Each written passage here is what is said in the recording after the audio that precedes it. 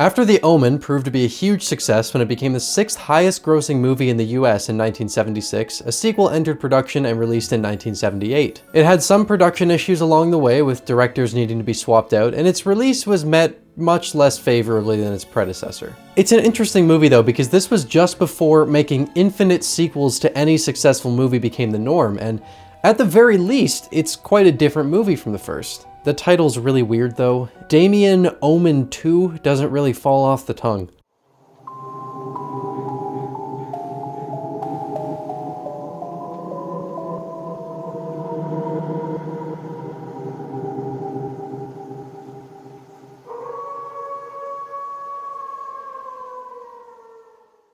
Good evening. My name's Evan and welcome to Rocklin Graves. Continuing on with the Omen franchise, we're looking at the follow-up to the horror classic from 1976 with a sequel that I didn't even know existed for a long time. I saw the original when I was around 12, I think, but I had no idea that it was a franchise until a few years ago, and beyond that first movie, all of these videos will be coming off of me seeing the sequels for the first time. I really had no idea what to expect with The Omen 2, which is what I'm calling it because there's no way I'm saying the actual title every time. The original had an open ending that could have gone in a few different directions, and that sort of creative opportunity mixed with the huge success of the first movie makes a sequel a pretty obvious thing to do. David Seltzer was approached to write the movie, but he didn't have any interest in making sequels in general. He did mention that if he had done the story, it would have taken place right after the original movie and would have the young Damien living in the White House, which sounds like we're getting a little closer to Lucius territory, and I kinda would have loved to see that. Oh well, we can dream. Producer Harvey Bernard took a story outline into his own hands after Seltzer turned the project down, and once he had it figured out, Stanley Mann was hired to write the screenplay. So the writing process went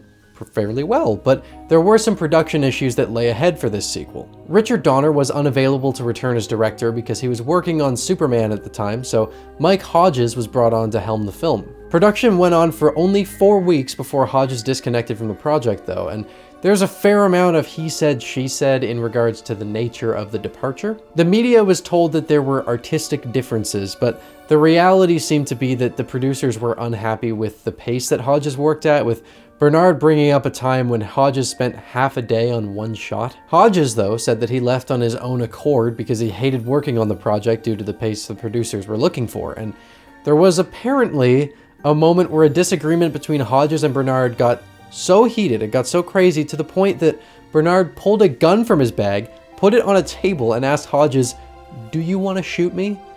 And Hodges said yes, he did. So, you know, not a great work environment after something like that.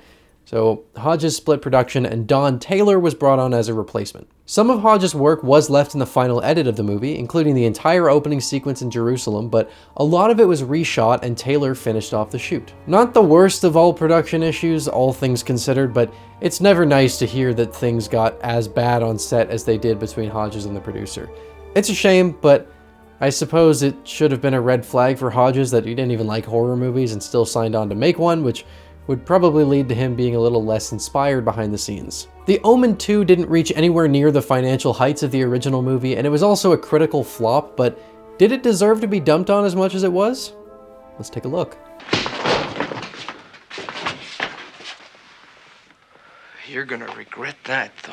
As I mentioned at the top, the ending of the first movie left a lot of options for potential sequel directions, setting up the Antichrist in the perfect position to rise to power. I have mixed feelings about where they chose to take the story in this movie, but before we can get to that, there's a prologue we should go over. The movie opens with Bugenhagen joyriding in Jerusalem on his way to ask for help from a friend of his who's an archaeologist. This is a week after the ending of the first movie, and after Bugenhagen learns that Damien is still alive and that he killed Robert, he decides that he has to warn Damien's new guardians about what he really is so that they can put a stop to it. It's a bit of a hard sell, don't you think? Damien Thorne is the Antichrist. Okay, well, if that's what his voice sounds like, he can probably convince anyone of anything. Anyway, Bugenhagen is asking his friend here to deliver this package containing a letter and the daggers needed to kill Damien to his aunt and uncle now that they've taken him in. But he's not sold on it though, so in an effort to prove to him that Damien is truly the Antichrist, he brings the man to a dig site where an ancient mural depicting the Antichrist at different stages of life is painted on the walls. What follows is a fantastic scene that made me so insanely uncomfortable.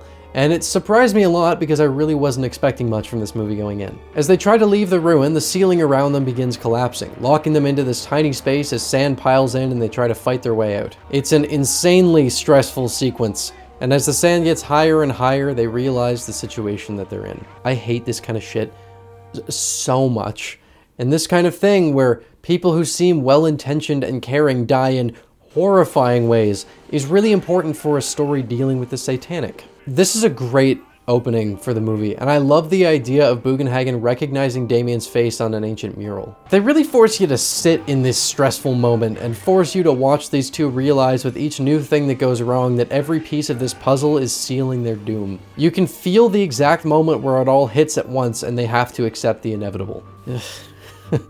The movie then skips 7 years ahead, where we find a soon-to-be 13-year-old Damien living with his aunt and uncle just before he's shipped off to a military academy with his cousin. So the whole idea of the Omen is to have the Antichrist invade the world of politics after sliding into a powerful family. And I do like the idea of Damien going to military school because it feels like a natural stepping stone. Narratively, this makes sense, and the movie sets up a few other directions that Damien can sneak into that I found to be really compelling. Thorn Industries was handed over to Robert's brother Richard after his death, and one of the higher-ups at the company wants them to pivot from a focus in electronics into agriculture with a pitch that has a lot of moral gray area due to land acquisitions that would be required to make it work. Bit of a far-fetched idea to have a tech company convert to an agricultural one, but what I found so interesting about that thought was the prospect of Damien eventually being in control of some of the world's main sources of food supply, which is a perfect place to take the story. It's that sort of underlying satanic control of the world's infrastructure that I find makes the concept behind the Omen so great, and this is a perfect use of that setting. It's nice to start this movie and get hit with the realization that you're not in for something like The Exorcist 2 here, where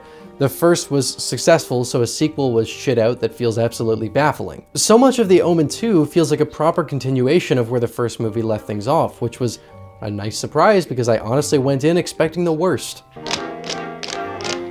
That's not to say the movie's without issue, because it's certainly got some blemishes, and some of them are fairly significant. One of the more confusing decisions I found is having Damien not remember anything that happened when he was a kid and have him no longer be aware of what he is. I like the idea of him being in a family context where his aunt is concerned about him being a bad influence over his cousin, even though we never really see him coax his cousin into doing anything off color. But making Damien now unaware of what he is hurts the story in a few ways. One is that we already know from the beginning that he's the Antichrist because, we've seen the first movie. And one of my least favorite setups for storytelling is to follow a character slowly learning something that's been known to the audience since the start of the story. Usually when movies focus too much on that kind of thing, I find it one of the most irritating experiences because it feels like the story isn't progressing at all for the viewer, and I think that's my biggest issue with this sequel. Since Damien doesn't know from the start what he is, the movie essentially regresses from where the first left off and has to now crawl back up to that point over the first 2 acts while filling time with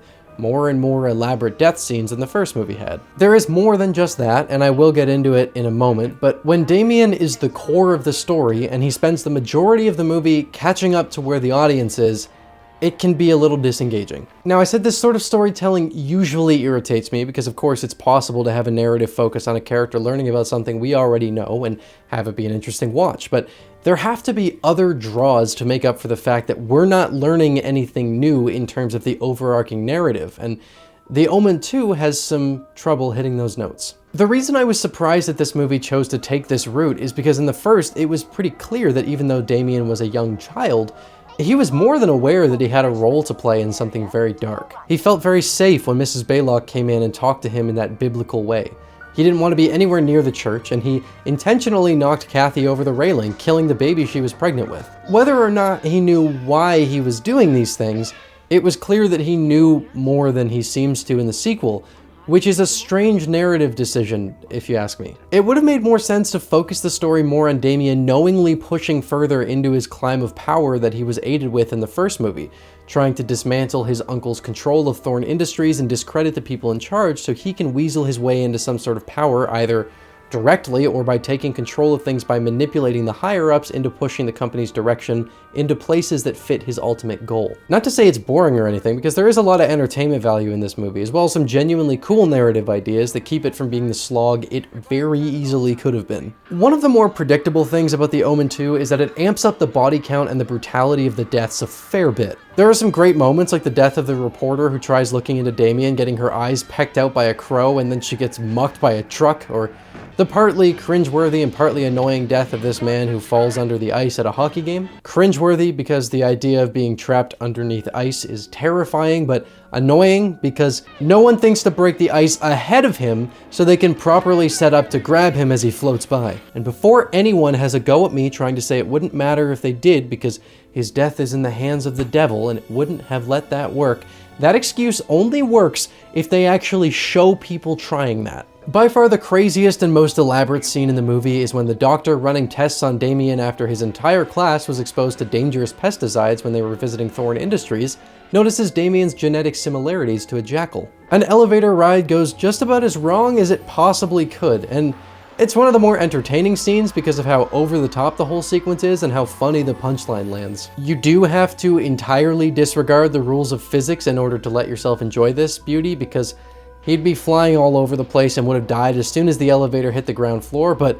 let go of any notion you have of logic and just enjoy the ride, because he sure isn't. Did you notice anything about every single death I just mentioned there? They all tied into Damien in one way or another, but he had no actual hand in them happening, which I think is my biggest problem with the movie, and it does tie back in with what I was saying before. Allow me to use the actual title of the movie one more time here. Damien, Omen 2.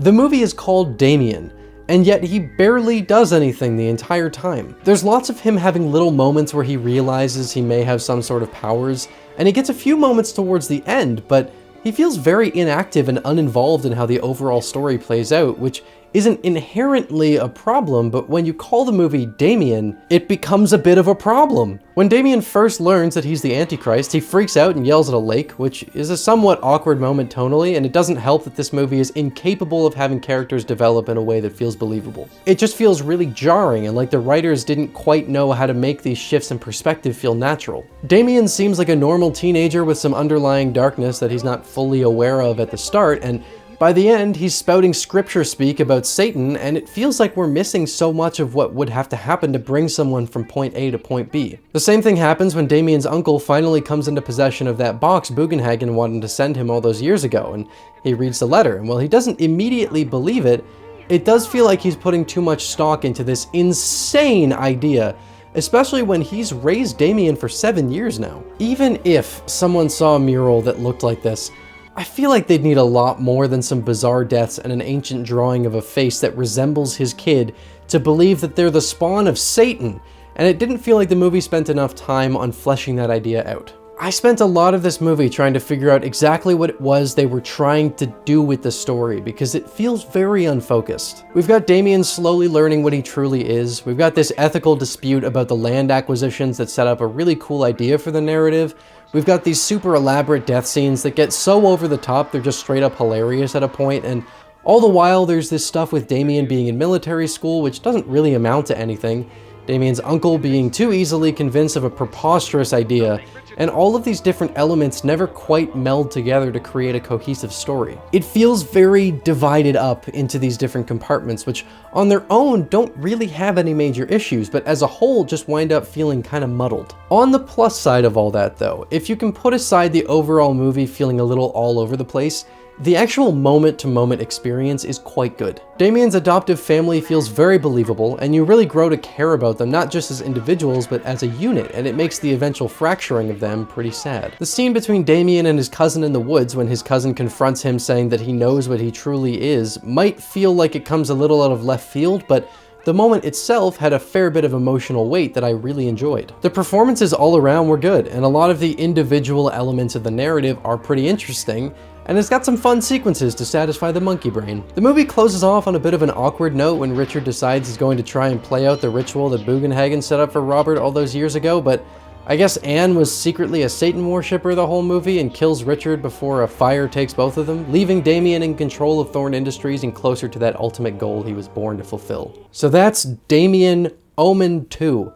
Maybe the least rhythmic name for a movie I've reviewed in a long time, but it's far from the worst movie. I went into this expecting something really bad and bracing myself to go through what I did when I was covering the Exorcist franchise, but I was pleasantly surprised to find that it's far from a bad movie. It feels like a reasonable continuation of the first, albeit much less cohesive, and it doesn't have the same impact. It saves itself from falling into being the bore that it could have been with how it set Damien up, but it does feel pretty unfocused and somewhat stagnant aside from a few narrative progressions. I like this movie, and as a longtime fan of the original and someone who's been burned many times by bad sequels to great movies, this was a nice surprise that was also a huge relief.